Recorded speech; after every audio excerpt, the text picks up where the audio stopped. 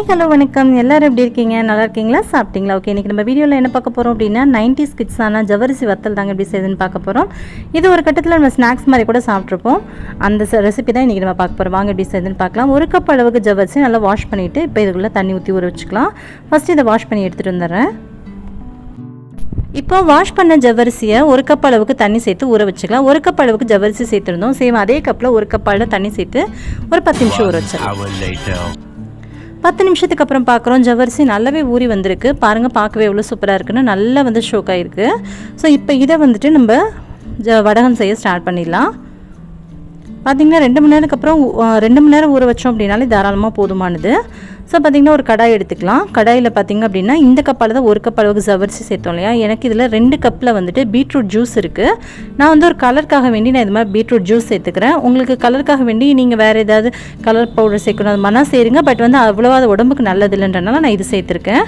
இல்லை ப்ளெயினாகவே செய்யறதுனாலும் செய்யலாம். முடிஞ்ச வரைக்கும் கலர் பவுடர்லாம் அவாய்ட் பண்ணிக்கோங்க. ஒரு கப் அளவுக்கு வாட்டர், தண்ணி சேர்த்துருக்கேன். 2 கப் அளவுக்கு ஜூஸ், பீட்ரூட் ஜூஸ் மொத்தம் 3 கப் சேர்த்துருக்கேன். இதில் தண்ணி ஊற வச்சுருக்கோம் இல்லையா, டோட்டலாக 4 கப் அளவுக்கு தண்ணி நமக்கு தேவைப்படும்.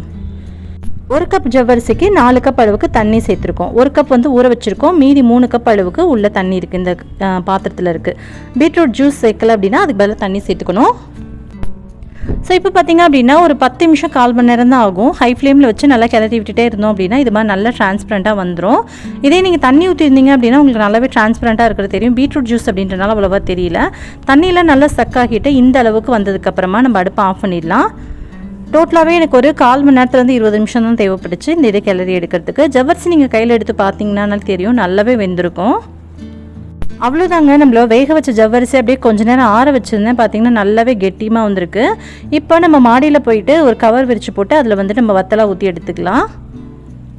ஸோ இது மாதிரி வளையல் வைக்கிறது எதுக்காக அப்படின்னா ஒரு ஷேப், ரவுண்ட் ஷேப் கிடைக்கும் அப்படின்றதுக்காக, இல்லைனா ஏர் மாதிரி ஷேப் வரும் அப்படின்றதுக்காக இது மாதிரி எல்லாத்தையுமே வச்சுட்டு இப்போ நான் மார்னிங் வந்து ஒரு 7 o'clock இருக்கும்.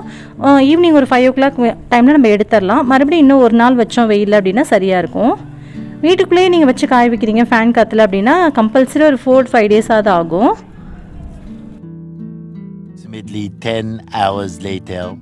ஒரு நாள் ஃபுல்லாக வெயில் இருந்ததுக்கப்புறம் பார்த்தீங்க அப்படின்னா இந்த அளவுக்கு தான் காஞ்சிருக்கும். திருப்பி போட்டோன்னா இது மாதிரி இருக்கும். இதை நான் அடுத்த நாளும் காய வச்சு எடுத்துகிட்டு நான் உங்களுக்கு மறுபடியும் காமிக்கிறேன்.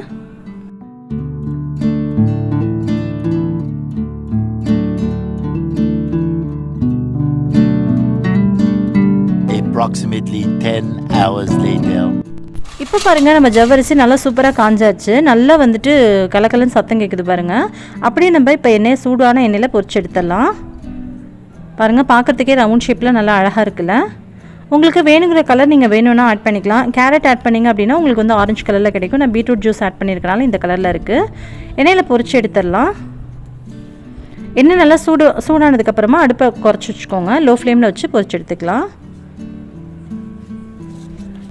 அவ்வளோ தாங்க, நல்லா மொறுமொறுன்னு கரகரன்னு நம்மளோட சூப்பரான ஜவ்வரிசி வத்தல் ரெடி ஆயிடுச்சு. கண்டிப்பாக நீங்களும் இதே மாதிரி ட்ரை பண்ணி பாருங்கள். ட்ரை பண்ணி பார்த்துட்டு எப்படி இருந்துச்சுன்றதை கீழே கமெண்ட் பண்ண மறந்துடாதீங்க. உங்களுக்கு இந்த வீடியோ பிடிச்சிருந்தா வீடியோ குறைய கொடுங்க, உங்கள் ஃப்ரெண்ட்ஸ் அண்ட் ஃபேமிலியோட ஷேர் பண்ணிக்கோங்க. மறக்காம நம்ம சேனல் சப்ஸ்கிரைப் பண்ணிட்டு கூட வர பெல் ஐகானை கிளிக் பண்ணிவிட்டு ஆல் அப்படின்ற ஆப்ஷனையும் கிளிக் பண்ணிவிடுங்க. ஸோ தட் நான் போடக்கூடிய எல்லா வீடியோஸுமே உங்களுக்கு தொடர்ந்து நோட்டிஃபிகேஷன் மூலமாக வந்து சேரும். நீங்களும் மிஸ் பண்ணாமல் பார்க்கலாம். உங்களை இன்னொரு வீடியோவில் மீட் பண்ணுறேன். Bye, thank you. இந்த போறப்பு தான் நல்லா ருசிச்சு சாப்பிட கிடைச்சது.